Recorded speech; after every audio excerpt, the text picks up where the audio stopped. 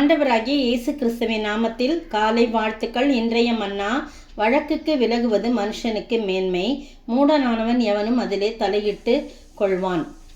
நீதிமொழிகள் 20:3. பாருங்க, எது மேன்மையா மனுஷனுக்கு? வழக்குக்கு விலகுது. வழக்குன்னா நியாய நேர்மைக்கு கிடையாது. இந்த இடத்துல வழக்குன்னும் போது அந்த அர்த்தம் கிடையாது. இது வழக்குன்னு போது சண்டை, பிரச்சனை, தேவையற்ற காரியங்கள் எல்லாம் போய் உள்ள சொல்லுவாங்கள்ல, தேவையற்ற காரியங்களை போய் மூக்க நுழைக்குதுன்னுவாங்க. அடுத்தவங்க விஷயத்தில் தேவையில்லாம் போய் நுழையிறது. அதுதான் இந்த வழக்குக்கு விலகுவது மனுஷனுக்கு மேன்மை சொல்ல. மூடனானவன் எவனும் அதில் தலையிட்டு கொள்வான். பார்த்தீங்களா, தலையிட்டு கொள்வான். அவன் தலையிடுவான், மூடனானவன். ஆனால் நம்ம மனுஷனுக்கு மேன்மையானது எதுனா வழக்குக்கு விலகினா நம்ம உண்டு, நம்மளுடைய வேலை உண்டுன்னு நம்ம இருக்கணுமே தவிர மற்றபடி என்ன பண்ணக்கூடாது, தேவையற்ற சண்டைகளில் போய் நாம சண்டை போடக்கூடாது. சண்டை இடுறவங்க மத்தியில் போய் தேவையில்லாமல் உள்ள நுழைஞ்சி நம்ம பிரச்சனையை இன்னும் உண்டு பண்ணக்கூடாது, இன்னும் ஜாஸ்தி ஆக்கிடக்கூடாது. நம்மளால் ஒரு சமாதானம் இருக்கோன்னா நம்ம செய்யலாம். இல்லைன்னா என்ன பண்ணக்கூடாது, தேவையில்லாமல் நம்மளை கூப்பிடாமல் நம்ம என்ன பண்ணக்கூடாது, தேவையில்லாமல் உள்ள நுழையக்கூடாது.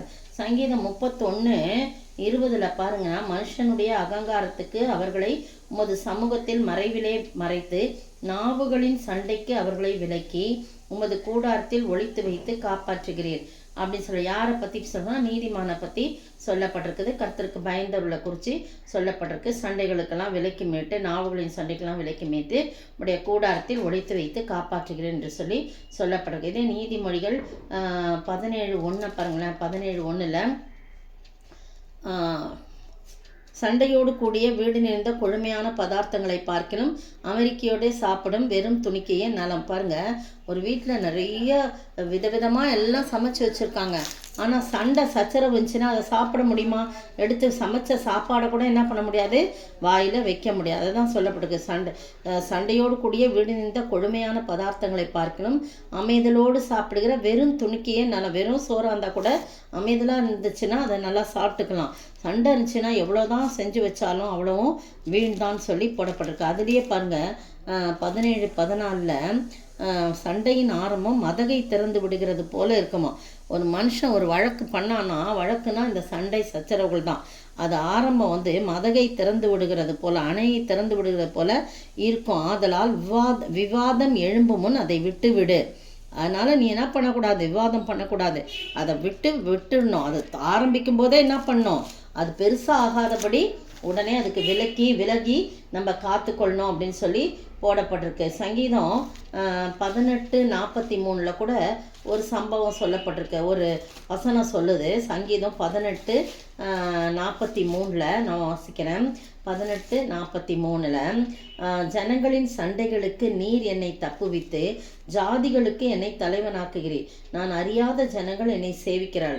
யாக்கோ தாவீது கேட்குறார் ஆண்டவர்கிட்ட, ஆண்டவரே என்னை ஜனங்களின் சண்டைகளுக்கெல்லாம் என்னை விலக்கி காத்துக்கொள்ளுங்க, என்னை தப்புவீங்கப்பா.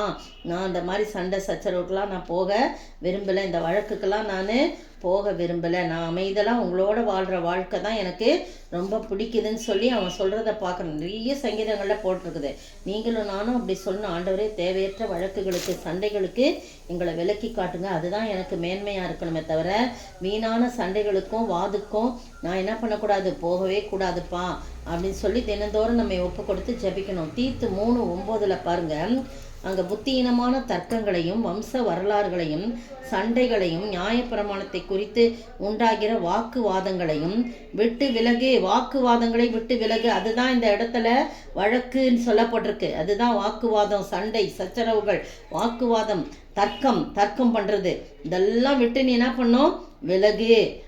அந்த பக்கமே நீ என்ன பண்ணக்கூடாது, போகக்கூடாது அப்படின்னு சொல்லப்பட்டிருக்கு. அவைகள் அப்ரோஜனமும் வீணுமாய் இருக்கும். அது ஒரு புரோஜனம் கிடையாது, வீணானது. அதனால் நீ என்ன பண்ணக்கூடாது, அந்த இடத்துக்கு நீ போகவே கூடாது அப்படின்னு சொல்லி சொல்லப்பட்டிருக்குது. அது மட்டும் இல்லை, அதே தீத்து 3:2 பாருங்கள், ஒருவனையும் தூஷியாமலும் சண்டை பண்ணாமலும் பொறுமை உள்ளவர்களா எல்லா மனுஷருக்கும் சாந்த குணத்தை காண்பிக்கவும் அவர்களுக்கு நினைப்போட்டு. அப்படிதான் இருக்கணுமே தவிர இப்படிப்பட்ட காரியங்களை நம்ம தேவையற்று போகக்கூடாது. அதை விட்டு விலகுவது தான் மனுஷனுக்கு மேன்மை என்று திட்டமும் தெளிவுமா சொல்லப்பட்டிருக்கு. சில வீட்டில் எப்போ பார்த்தாலும் எதுக்கு எடுத்தாலும் சண்டை, வாயை திறந்தாலே சண்டையாக இருக்கும். அதெல்லாம் ஒரு அமைதி கிடையாது, ஒரு நிம்மதி கிடையாது. அது மனுஷனுக்கு மேன்மை கிடையாது. சண்டை வராமான்னுச்சுன்னா டக்குன்னு என்ன பண்ணிக்கணும், விலக்கி போயிட்டே இருக்க வேண்டியதான். அப்படிப்பட்ட ஆசீர்வாதத்தை நாம் பெற்று வாழ, அது மூலமாக நாம் மேன்மையடைய ஆண்டவர் தாமே கிருபை செய்வாராக. ஆமென். வானமீதிலே என் மன்னன் வருவார், மகிழ்ச்சியோடு என்னை ஏற்றுக்கொள்ளுவார்.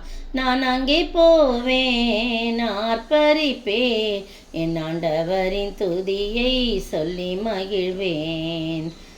சண்டை இல்லை அங்கு, வாதம் இல்லை, துன்பம் இல்லை அங்கு, தொல்லைகள் இல்லை. தூதர்கள் போல நானும் கானம் பாடுவேன், தூயவரின் துதியை சொல்லி மகிழ்வேன். வானமீதிலே ஸ்தோத்தரிக்கிற ஆண்டவரே, துதிக்கிற ராஜா. சண்டை இல்லாத ஒரு நாடு ஆண்டவரே பரலோகம்தான் ஆண்டவரே. இங்கே மனிதன் இருக்கிற வரைக்கும் சண்டை சச்சரவுகளோடு இருக்கிறான். ஆனால் அதே சீக்கிரமாக அது மறைந்து போய் நாங்கள் சமாதானம் பண்ணிகளாய் காணப்பட உதவி செய்கிறாங்க. வழக்குக்கு விலக்கி மீட்கும்போது தான் அது மனுஷனுக்கு மேன்மைன்னு சொல்கிறீங்க ஆண்டவரே. எந்த சண்டைகளுக்கும் பிரச்சனைகளுக்கும் வாதுக்கும் வழக்குக்கும் நாங்கள் விலகி இருக்கத்தக்கதாக கிருபுறீங்க ஆண்டவரே. சமாதானத்துக்கு ஏதுவான காரியங்களை பேசவும் சிந்திக்கவும் செயல்படவும் நீங்கள் உதவி செய்யுங்க. இப்படியா அன்பின் பிரமாணத்தை நாங்கள் நிறைவேற்ற வேண்டும் என்று கர்த்தரும் மீட்பெரும் ராஜாவாகிய இயேசு கிறிஸ்துவின் விலையேறப்பட்ட நாமத்தில் ஜெபிக்கிறேன் பிதாவே. ஆமேன்.